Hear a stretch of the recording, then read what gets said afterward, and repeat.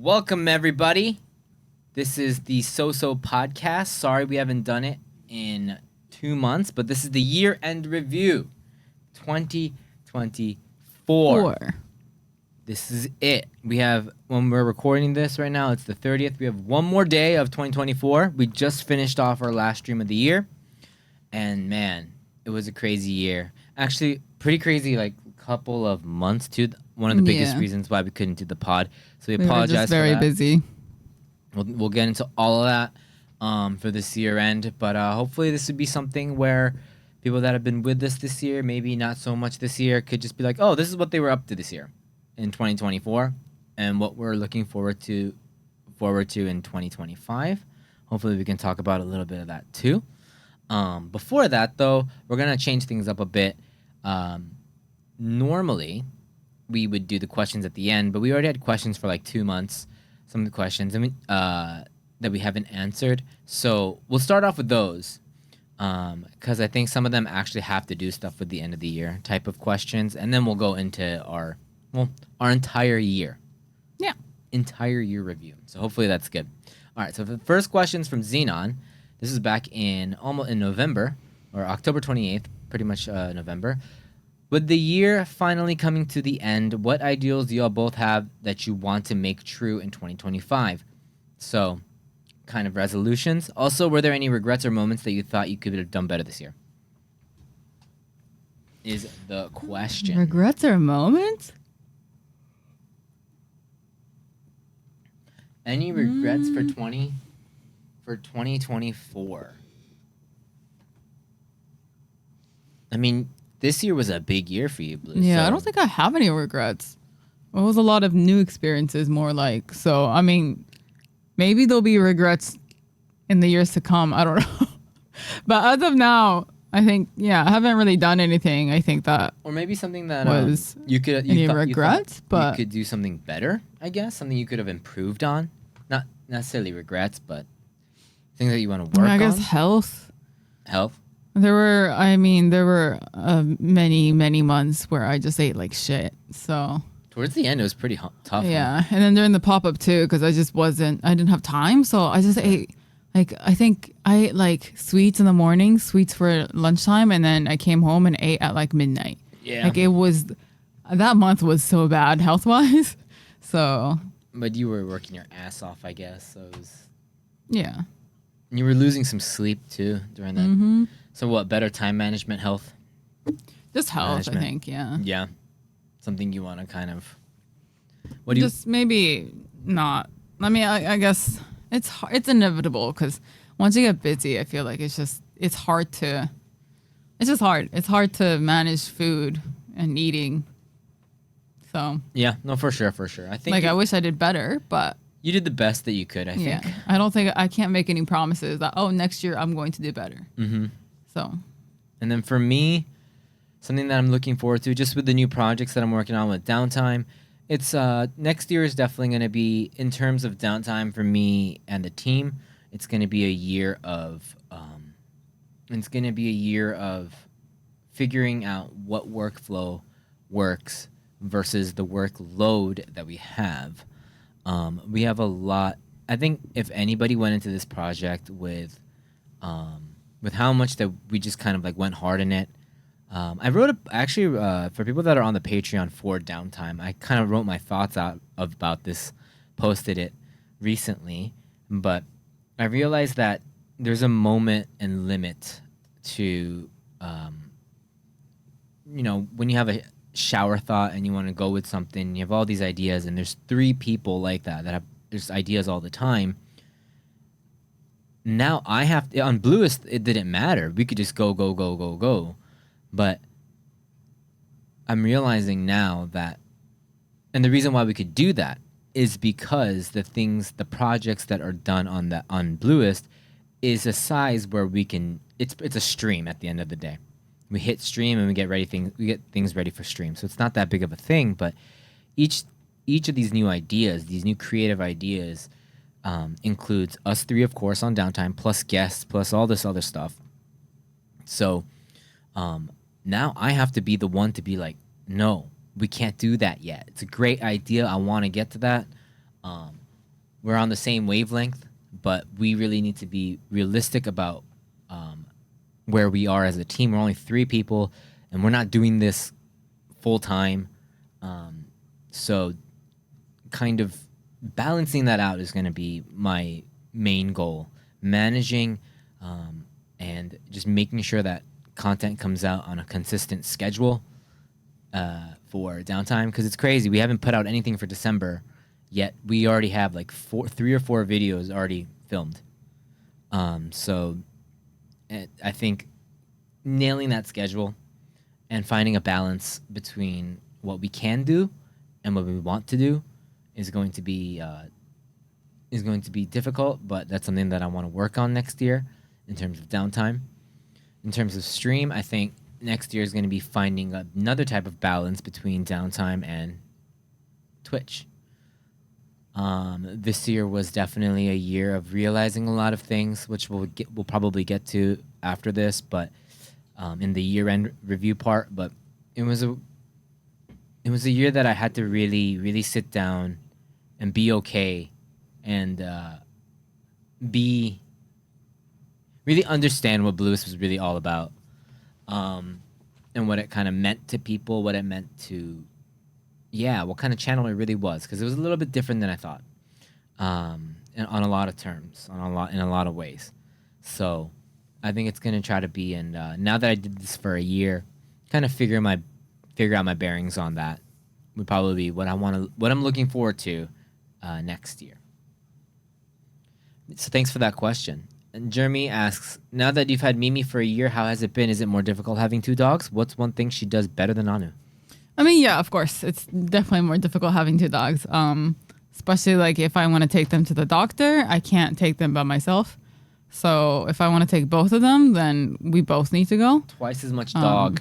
Yeah. So, I mean, Bill is wise too, or how much cleanup, or, how many nails to trim, or how more bodies to wash, more dogs to feed. So it's just, or like more to kind of like keep an eye out when we go meet people, or, so it's like, it is double the work. But at the same time, it's like, since it's not, our lifestyle hasn't changed or anything, because we already had a dog. So it's just more like we have to make a few extra steps. But I would say so. Nothing like drastically different or anything like that. One thing Mimi's better at is putting on clothes. She's okay with putting on clothes. Anu just runs around as if like we are punishing him for something, even though we totally aren't, and he's just being cold, and we're trying to help him out. I mean, even leashes, he'll run away from us. Oh yeah. Even though he loves walking, so it's really weird because Mimi would run up to us, so it's really easy to put a leash on her. Anu just runs away and is like, "What? Do you not want to go?" Like, hello? So. Yeah. So but I don't think that she's like she's better at it, but I think it's just like she doesn't know. She's like, I'm just happy to be here. Is the vibe. So yeah. She also doesn't snatch food from the table, or she doesn't get in, like, she doesn't try to open a trash can or like dig through our bags or anything like that. So she's a lot better at that. For sure. That's definitely something that she does better. So thank you for that question, Jeremy. Okay, Blue, you want to read the next one?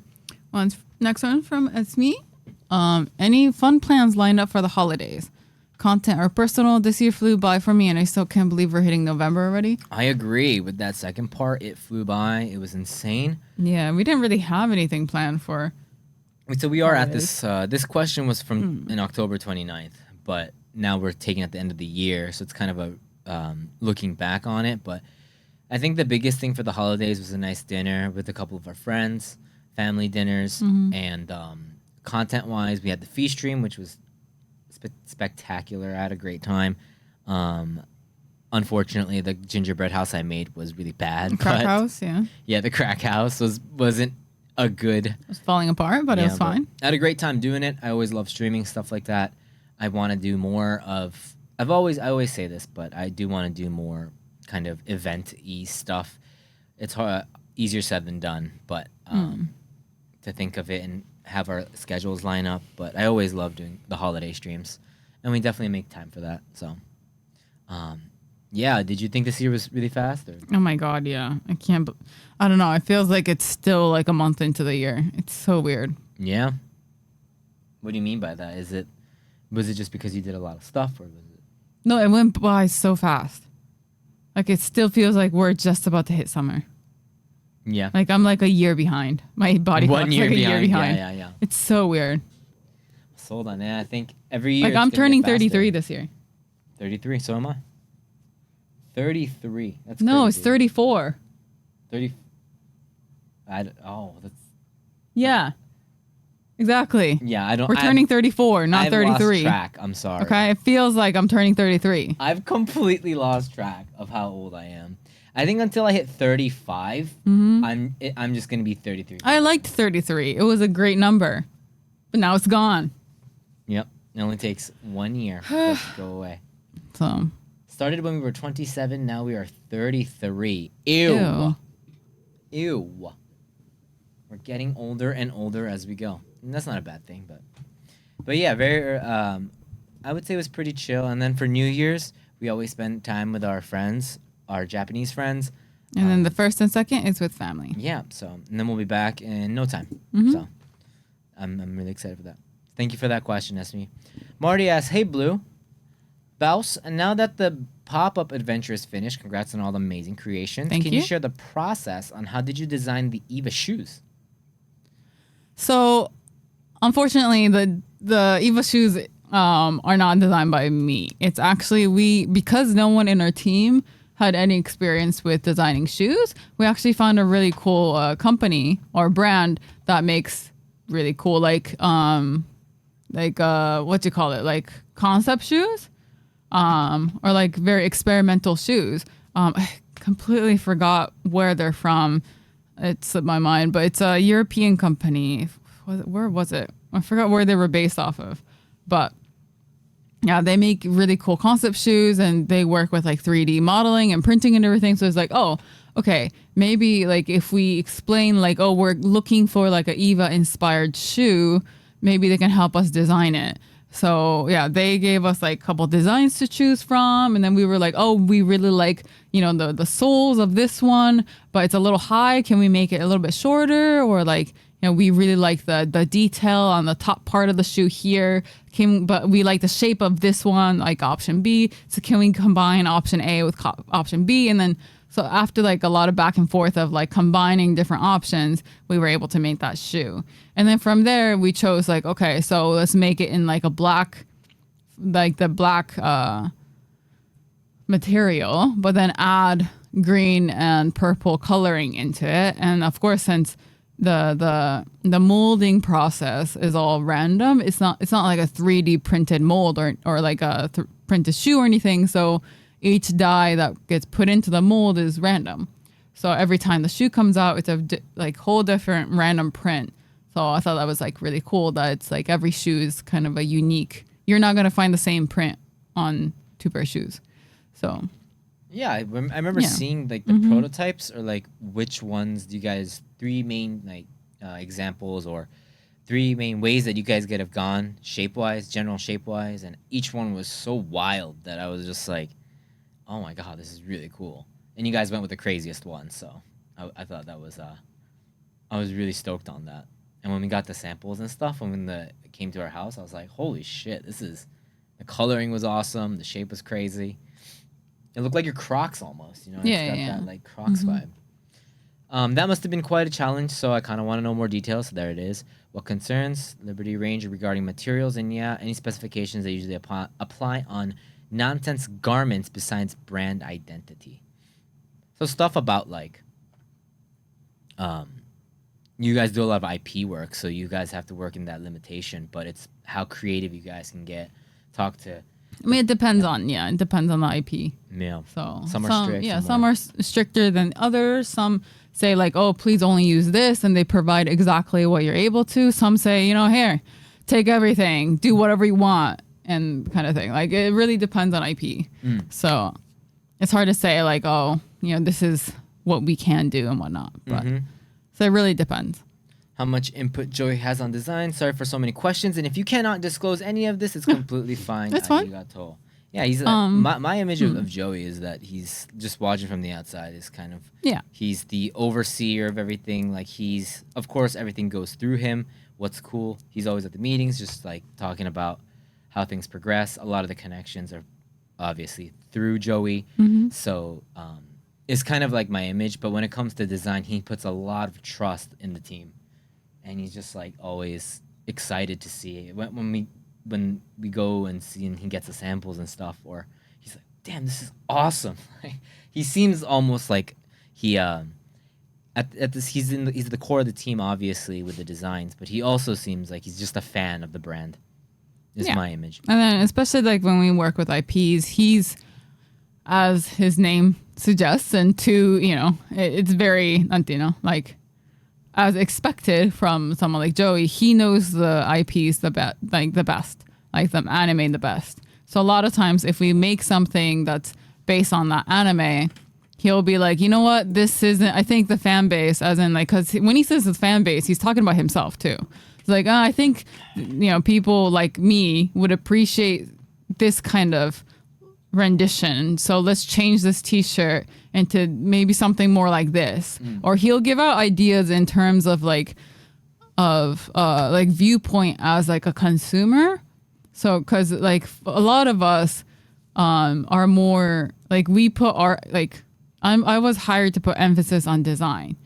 So it's my job to prioritize design. So sometimes I lose kind of sight of the anime fan base aspect of it. So Joey will come in and reel me back in, being like, oh, that's a little too fashion, and you're kind of forgetting the core values of this anime or this character. So he'll kind of give us like a few opinions on like, oh, maybe change this, maybe change this. But at the end of the day, he trusts the team enough where he explicitly says like, oh, this is just my opinion. So at the end of the day, if you guys think this is better and you guys have a good reason for it, then I totally trust you, kind of thing. So it's definitely like everyone understands that everyone has some kind of knowledge and input and good ideas to bring to the table. So sometimes some ideas get put down, some we use. Like it's definitely like a give and take between every member, Joey included. So I think you guys have a good balance. Yeah. For you, Gray, now that we know you're an artist. He says Gary somehow, not Gray. That's right, with Gary. Now that you are an artist or was an artist, I want to know more about your songwriting process. What's the flow usually? Do you start off with the riff or lyrics first? I always start with the lyrics first. When I used to write, I just have a pretty much a notepad, whether it be physical or on my phone, or voice memos of just things that I thought about, things that just come through my head. Doesn't have to be anything lyrical. It's just thoughts, observations, maybe little like, almost like even puns, things that I'm like, oh, that word and that word mixed is interesting. Just anything, and then I just have a huge bank of those, and I'll sit down and when I needed to write, which means like we're like, okay, let's sit down and write a record. I would pick those and then pick from those where I can write songs. I write down a full song worth of stuff. Actually, the lyrics tend to end up being twice as long, obviously, because there's no song form. And then I'll write some music over that with an acoustic guitar, and I'll start shaving down the lyrics or changing them around to fit it. But lyrics are always the core and what I start with. Japanese, English 100% of the time. Never wrote. I've written Japanese, maybe once or twice in my whole entire life, but I think mostly I think in English. So, English for sure. I also suggest you do a video about this. I mean, it's. I feel like with songwriting and the way that I approach it, I have been in a really lucky place to experiment different things recently, especially whether it be like with my lyric job that I do where I write lyrics for bands, where they're writing all in Japanese and then I have to translate that and put it on a melody and make it lyrical. And to me, that's kind of like almost reverse engineering what I normally do. So I think I can do both now. But when it comes to my songs and things that I feel really personal about, I never really write songs that don't mean anything to me. I know there's artists that write about, let's say they watch a movie and they write about what if this character was this, did this. And I've done stuff like that, but at the end of the day, I just realize I'm inserting myself into that character and how I would feel, or it's extremely just centered around how I feel, how I'm feeling about things. So, yeah, and to me, the message, the meaning, the why of it has to come first, and the why for me always comes from the lyrics. So I always start from the lyrics.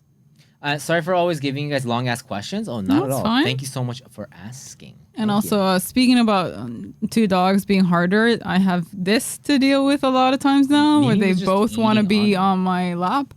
So there is that as well. Was Mimi just eating his? Yes, knees? he tried to. Yes.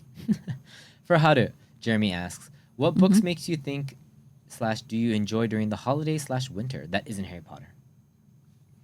Oh, I don't think I have like a holiday book that I read every year or anything. Do you? Yeah, I usually just. Yeah, I don't think I've ever like changed up my reading depending on the holiday or the year or anything, which could be a good idea. Maybe I should look into like winter themed books, because I just go through my list. It's like, okay, I'm done with this one. Let's go to the next one. So, I might be reading horror year round. So yeah, it's Christmas. I'm reading about death. Death. So yeah, There you go. It's great. And for me, same with music. What albums and songs I listen to.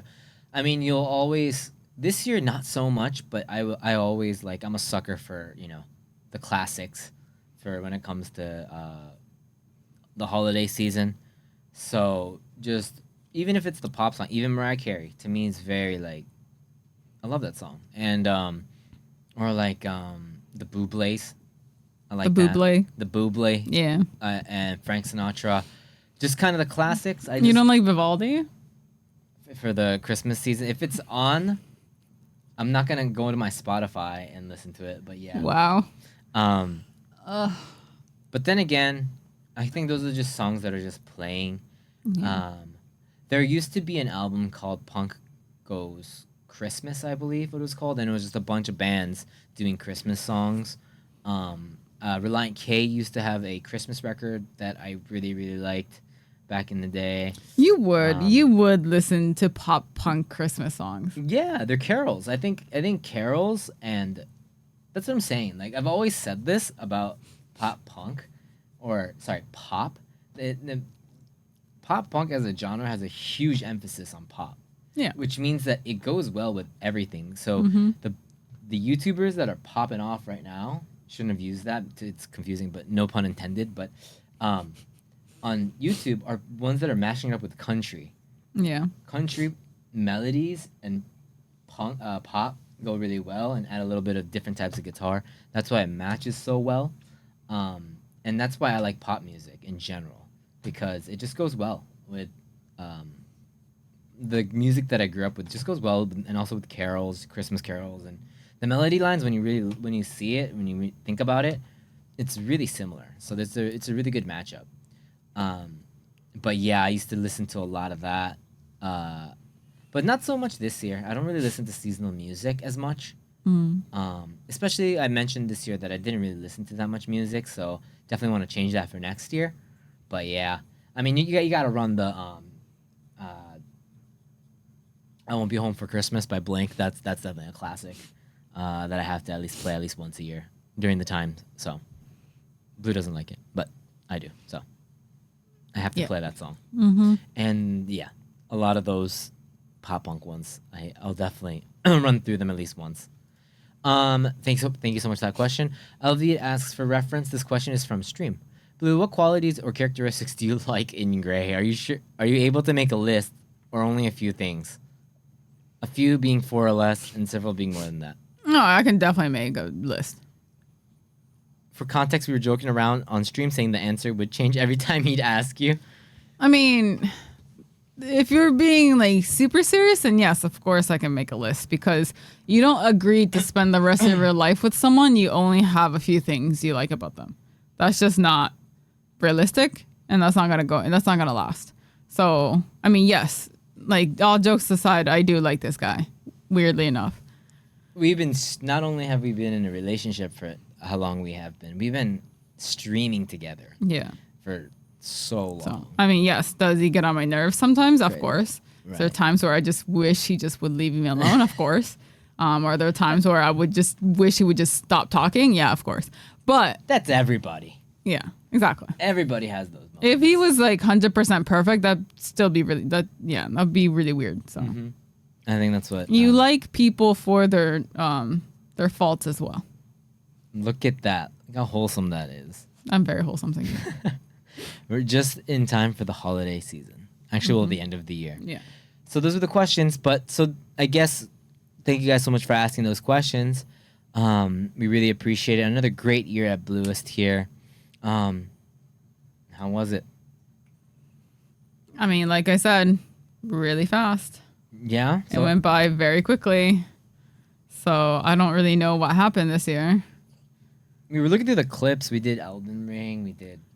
It feels like last year. It really That's what does. I'm saying. It's like everything went by so quickly. Yeah. This year just felt like, I don't know. It's really weird. I asked you this question. I think the first 2 podcasts of the year. Sorry, maybe 3 or 4, because you really started going hard at with nonsense. Mm-hmm. But now that you're at the end of the year, how has your relationship to streaming changed since you really started a new job? It's you did the same thing for almost 6 years, and it changed up not 180, but like I would say like changed pretty big in a big way. How did it change, honestly? How did it change your relationship to streaming? I mean, now that I'm like actually 9 to 5, where I have to clock in my hours and I have to write them down and actually like turn in how much I worked, and there's expectations, and I'm responsible for projects, and a lot of things are actually dependent on me and me alone. It is becoming more and more difficult to stream, especially since Wednesdays, like that's the middle of the week. So sometimes there's times where I don't have work. I try to get work done in the morning and then after stream. So there's times where I'm up really late, which of course is my fault because I'm too much of a night owl and I can't wake up early enough, right? And of course that's, like I said, it's my choice to do that. So I'm not getting forced into making time for stream. Like, please don't think of it that way or interpret it that way. It is completely my choice to stay up late because I want to stream. So I have to make it up sometime else. And that's just my choice that I'm making so I can stream. Because I want to. So I think, but that being said, it is getting a lot harder to stream for sure, especially on days when, because there are certain months that I'm incredibly busy, like busier than other months. So on months that aren't too busy, it's a lot easier to manage like mentally as well. And then on the really, really busy days where there are times where I've been like, I don't know if I'm capable, like mentally, emotionally capable of streaming because I'm just a bundle of nerves and I don't know if I can like stream and not be anxious about work, if that makes sense. So that's just physically what if you can or cannot stream because you're busy. And I think you definitely had to, not stream as much this year compared to the other years.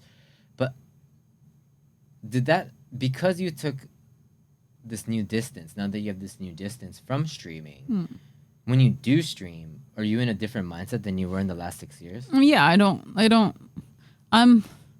To put it really, really simply, I have now turned into a passenger princess. A passenger princess. More than before. Wait, keep Not talking. more I'm than gonna go to before, the but bathroom. like, yeah. I think before I felt like I was, I guess, not necessarily, well, okay. No, it felt mostly responsible for stream, especially since I did most of the streaming and I did a lot of the solo streams. So I felt like, okay, if I don't deliver, our channel is going to fail, or our stream is going to fail. Like we're not gonna get anywhere if I take a day off, or it's like the very typical streamer kind of mindset where you get scared of taking time off or taking days off because it's like, oh, what if people leave? What if, yeah, just I think it's just like generic worries that other people have as well. Where I felt like I was definitely pressuring myself to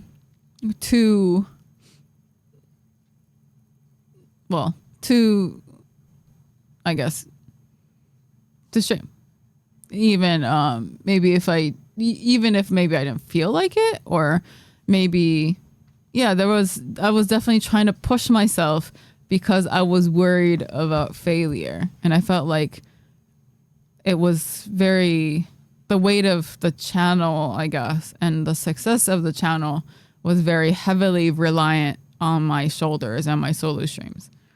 And so now that I'm kind of the shiny Pokemon on our stream, where I'm a very kind of a rare occurrence, and it's not necessarily the success or failure isn't necessarily dependent on my solo streams anymore.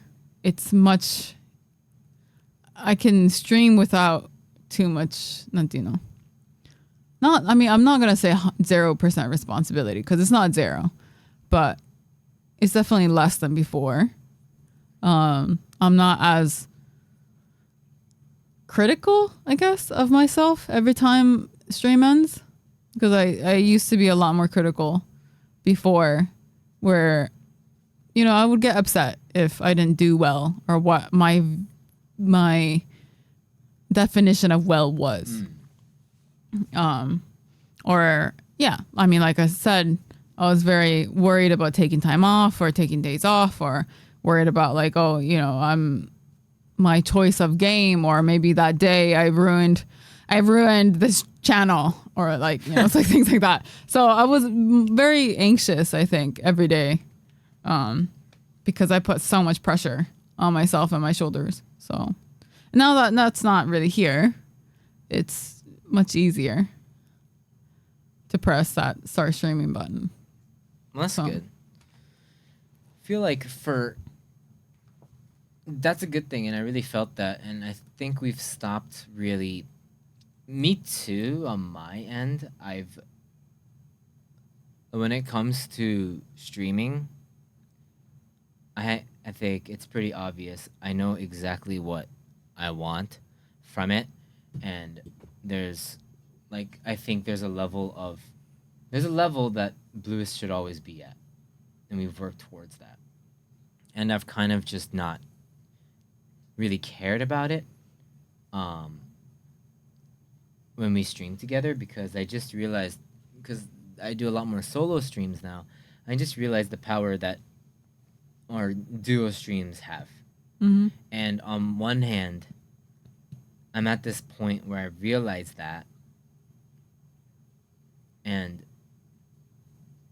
if we were going at this and this is all we had, I have all, like, now that I had a year to realize it and really appreciate the duo streams, I'm here sitting like, oh, there's so many ways to take this to the next level if we were both going at it, and this is all like, there's so much potential there. But on the other hand, I do realize that there's a new life that you have, there's a new project that I have. I thought, to be honest, I'll be freaking, like, just super honest, I thought doing downtime was gonna take my mind off of streaming, and it the end, like, kind of like put the weight off of it, and like, really bluntly, really honestly, not care about it as much as I did, because I cared about it way too much. I cared about it, but in a really stubborn way. And the whole, like, I want to do it my style. I felt this year was a year where I was able to grow the community within even stronger than ever. And I think, me being there is, and one of the reasons was I spent a year doing just chatting streams. I actively spent a year just not playing games on stream, because I thought this was a year, or as much as possible, because I wanted it to be a year to really, for people that thought they knew me but didn't really know me, to really just hang out and just get to know who I am. And I wanted to see if people cared. And so I really told myself it doesn't have to be long streams, but I just want every day to be like, oh, Gray's on. I'm gonna talk to him. I'm gonna go hang out with him. And so um, that was the kind of year that that I was kind of going for. But then at the same time, I did realize how strong the duo streams are and how different I felt. But I do understand that we are in different places, and also when doing downtime, I thought I would care less because I put a lot of weight into that, but it didn't. If anything, it makes me like streaming even more. Is what's fucking crazy about all of this is that I tried so many things this year. You know, like I started the year off, or kind of like mid year, I guess, doing things with Josh, and now me and Josh are working on the new project together, and so we're like collabing all the time in that sense. I just doing different types of games, and then like I said, I kind of shifted over to just getting to know me, you know, the kind of streams, which is a pretty like, to me, to be very honest, is not the smartest move when it comes to growing a channel, because every single Monday, Tuesday, and Friday, it's just me in front of a camera just talking. And I can keep a conversation going, yeah, and I think I enjoy talking. I enjoy it a lot, and I have a great time doing it. But as it's hard to grow from that, to do just chatting, and I was completely aware of that. But then again, it doesn't mean like just playing a game out of nowhere is going to grow the channel or anything like that, either. But I wanted this year. Once I got over around March or April, which was like the worst for me, where I was like, oh shit, what am I gonna do? I talked about it in that SOSO podcast around there. I was like, what are we gonna do, man? Like, this channel was definitely all blue. Was like the mindset that I was in, and once I got over that, I was like, all right, well, if that's the case, then I think I want to make it something where people get to know who I am a little bit more. And after the name reveal, it was even better because people got to know me even more. But that was an active thing that I decided to do and try it out for a year of just chatting. And really see, like, how, like, where can I take this? Where can I just banter and keep it interesting? How many with one comment, how many responses can I really give that's actually meaningful and not just like kill the conversation? And I was just trying to like play this game, so I would get exhausted after like 3 or 4 hours of it. But I think that's what I needed to really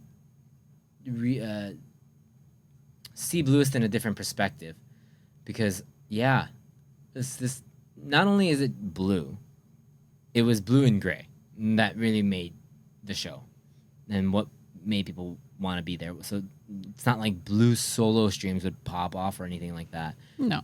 It was always the both of us. That's what it is. That's what people are here for, and it makes sense. That's what we've been doing. But so what is kind of the next question, right? So we got to that answer. So what? Things aren't going to change. It's not like now that I realize that Blue's going to quit her job, come back to streaming, and I quit downtime and we do streaming full time. It's not like that. So now that we have that kind of understanding, I think it's where we want to take this next is it's going to be me most of the time, and it's just going to be really me trying to of course the duos will be there sometimes. I won't be able to be here, but to really be confident in what it means to just stream by yourself. And it's a rare thing because most people do stream by themselves and they're used to it by now. And I used to have like a weird thing for solo streaming before this year, but now I obviously have none of that, and I don't mind. And also another dynamic that I realized that really changed things up was I stopped imp streaming impromptu streaming because I just stream. I have the normal day streams, and I'm there doing the solos. So, which I kind of miss the idea of them, even though the whole like stream streak thing still kind of bugs me. Where if people aren't there at the right time, then they lose a streak that they had.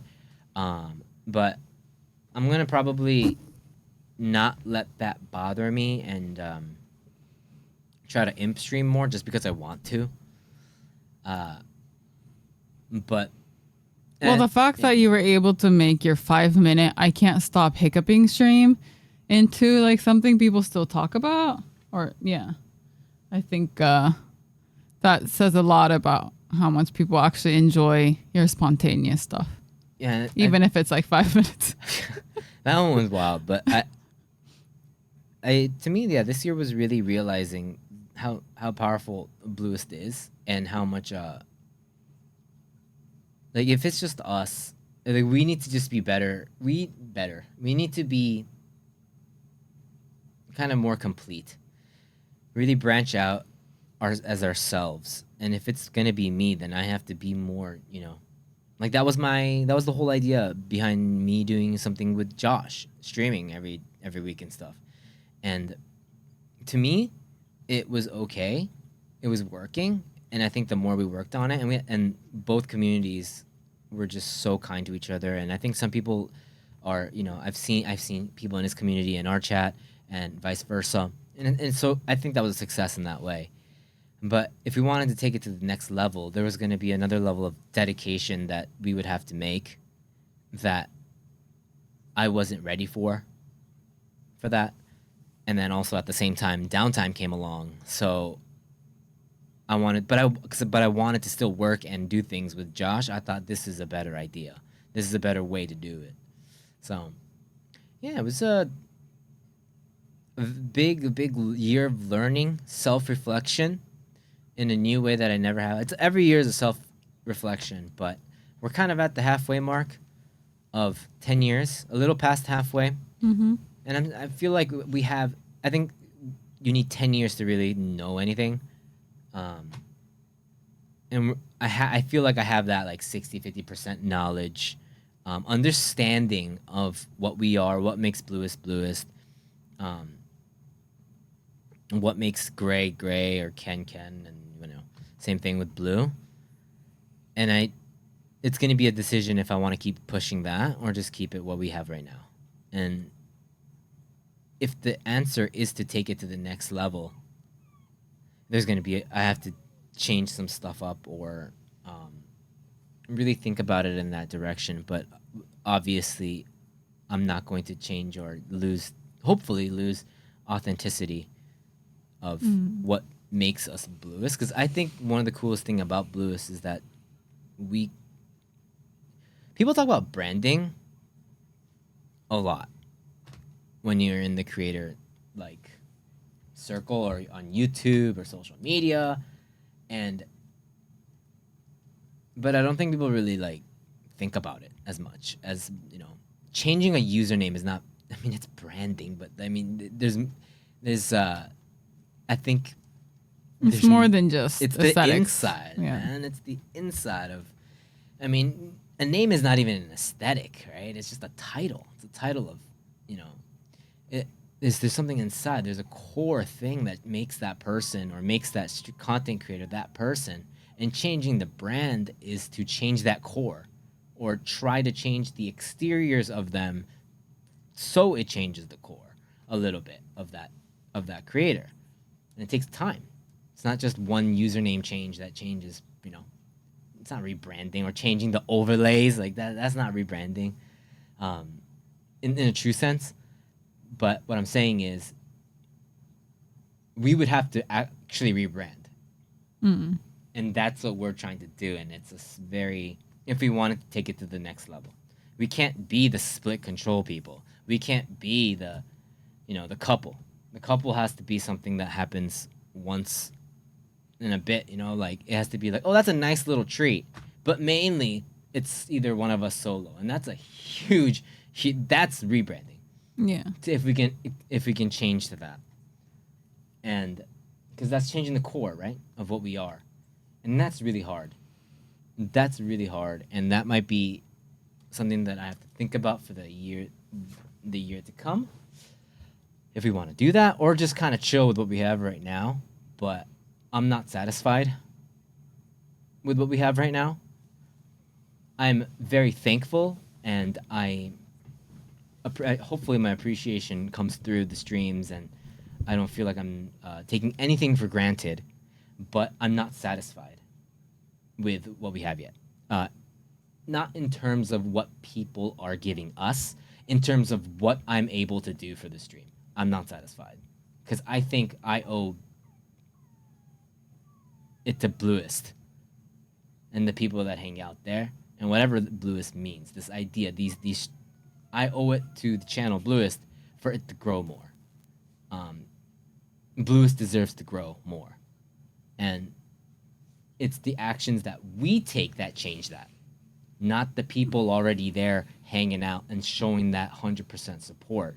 It's up to us, and I've always said that. So we owe it. Blue and Gray, Ken and Haru owe it to Blluist. It's a waste to just make it grow, let it die off. So, because Blluist is fucking good, man. Like I've always said, I'm the biggest fan of Blluist. Like I think Blluist is funny. I'm like, why is this channel not bigger? Like, well, I don't like, and the reason is because we don't put in the work for that, and we like actively don't, and we know that. And it's not like no, you guys don't work, and it's not like that's not what I'm trying to do. You could do more. There's so much more. I can't sit here being like, yes, we've done everything we could have to grow the channel. And I know that. And we use words and we use terms like, we want to do it our own style. There's a way of doing it. And there's a level of that we've surpassed ages ago, where we've already completely have our own brand. Like Blluist is already, there's this image of Blluist that we've already created. It's ambiguous, but it is something that we already have. There's this vibe. There's something in Blluist that makes it special, subjectively. When I feel like I can see it from a third eye view, and just like it feels different. Blluist feels different. This could go somewhere, And there's a spark in there, and all it takes is just someone, just one thing, and then it ignites. Is what.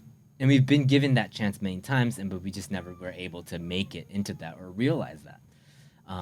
We just thought things just naturally happen, We just think things would just naturally happen, and it's not like that. We have to make it happen. So, I don't know if we will, but it is something that I always think about every day. Even if I'm busy doing all this downtime stuff, at the back of my mind, I'm like, how can I connect this to Blluist? How can I connect this to Blluist? It's almost like I don't even... Blluist is is like a separate entity for me. And I want to make it bigger. I want to make this bigger. And I feel almost, it's really fucking meta and weird, but I am Blluist, but at the same time... You want to support Blluist. Yeah, and when I mean Blluist, it encompasses the vibe of everybody there. It just us sitting here in front of the camera with this is not Blluist. Right now, we are technically working. We are talking under the name Blluist, but Blluist is when we're streaming. Yeah, Blluist is only Blluist with stream. So. And us interacting and all that stuff, and all of that is the branding. All of that is part of the brand of Blluist. What does it mean when you go see Blluist stream, a Blluist live stream? That whole interaction is what Blluist is, including that interaction. And then there's stuff like, logos. There's stuff like, what is it? Hello, Anu. Merch and stuff like that. But it's all of that.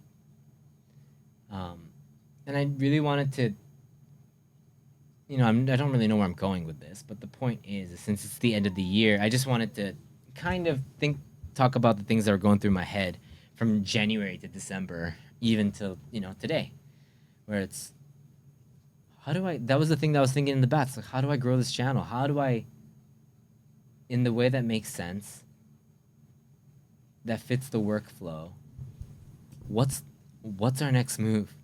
And it was kind of surprising that I was still thinking that hard about it while thinking of 7 other different things for downtime that I have to do and think about like that. It's still that important. So I mean, it was a now, core part of our lives for 6 years. it still is, and it won't. And I don't. Yeah, It's a so choice. I think it's hard to just be like, oh, I don't think about it anymore. Yeah, it's a choice, and I'm very aware that it's a choice. I can choose not to, but I make it a very big choice. Like it's very intentional that I make it that big, and I want to, because I want Blluist to grow so bad, but there's an irony. It's like, did I do everything? No, I know that I didn't. I know that I'm not doing what I should be doing. So it's hard, and I think a lot of creators are kind of stuck there, but there's only the 2 types of streamers that will blame everything else besides them and the world not spinning for them, versus being reflective and being understanding, having a little bit a level of being like okay with it, or being content with the fact that yes, it is me, it's all up to us. So it's frustrating. It was a frustrating year to just be like, it was a very frustrating year to, like I said, as a fan of Blluist, to just be like, come on, man, like, fucking, let's get this going. Like, this should be going somewhere, you know? Come on, get off your ass and do something, Gray. You know, it was a lot, you know? And I think even we have stuff like Tokyo Can Bingo that we did. It was super fun. People really enjoyed it, and I wish we could do it more. Why don't we keep doing that? You know, why don't we just keep doing events like that? And I thought that was gonna start rolling the ball for new ideas and new things and stuff like that. But there was a moment right after Tokyo Camp Bingo where I just hit a really depressive 2 months almost of just like, what the fuck is going on? Like, just a really bad 2 months that I had. It was like my energy like ran out, and I just like kind of like hit a wall. And then right after that, downtime started around like June, or like the idea of it. So it kind of like picked me up, but that was just like timing wise, because Tokyo Camp Bingo was supposed to be something. The whole idea of us doing that, not the idea of the game itself, but like because that's not something we made or anything. The idea of doing that on stream in Japan, blah blah, blah, was I wanted a collab idea that's easy to invite other people, was where it all started. And then I knew this thing, right? I was aware of Sloppy Joe's Bingo, and I thought, hey, if we made that into a Japanese version, that's so easy. They can also do it remote, you know, and then we can do it remote. It's a really easy collab idea, and we still didn't do that, you know. And so it's all on us, and it's maybe we'll do more of stuff like that. Maybe I'll go harder in that year, stay more focused. But I really lost focus in April, May. Fucked, man. I was a mess around that I time. remember that. So I kind of lost the drive, honestly, to do anything. And it wasn't even burnt out. I was just like, just exhaustion. fuck. Like, I was just like, what is going on? Like, especially since, I mean, it was such a drastic difference going from me being here 100% and you having like a partner, like a business, quote unquote business partner, to all of a sudden going solo almost. So yeah, there was a lot of I had to get used to it. And I still am getting used to it. And one of the things with downtime is that I'm always extremely aware. There's a lot of things, like nitpicky things, that I'm really aware of just for myself. Like, nobody gives a shit, but it's just me. But one of the things is when in a downtime interview or when I'm doing something and talking to somebody that's not in the scene and it's a public thing, and I have to like kind of watch out for my words. I always make sure that I don't say I used to stream. And if I say something like that, I correct it right away, because that's not the past. That's not something that's more current than downtime is for me. So, and that's just me being really, really upfront about the fact that this is what I still want to do. I haven't given up, and I don't want anybody to think that I did. That's watching us. And I was able to realize that this year was that this is a year that I don't want to give up. I was given something that I could just put 100% effort into, and it could require that much work. It does require that much work, and yet all I'm doing is talking about streaming or wanting to stream. So it's and also growing the channel, not just streaming to stream, but also to grow the channel. So it's very interesting. I'm telling you, we're the cockroach of the East, man. You can't get rid of us. Like I can't. If you're addicted to Marvel Rivals, I've been addicted to streaming for, for so long, and still am. So I just want that to be very, very fucking clear. And was something that I thought about. I know that was like a mishmash of shit going left and right in all directions, but that was pretty much what was going through my head this whole entire year. So yeah. Blue, a little different from your answer, I guess. Yeah. Mine was, I was just so busy trying to get used to working again. I think my brain just went completely over there. So it's a lot of, I don't know, I was struggling with a lot of things on my end, like personal things as well. So yeah, mine was a bit different. But you got through it? Yeah. Much better place, I think. Definitely better to, like, I'm kind of getting the hang of going, I guess, just not necessarily going back to how it used to be, because I'm in a much better place, but I meant like workflow wise, I think I'm more typical, adult, I guess. Monday through Friday in a way. So I guess going back to that, it was difficult after 6 years of doing this. So yeah.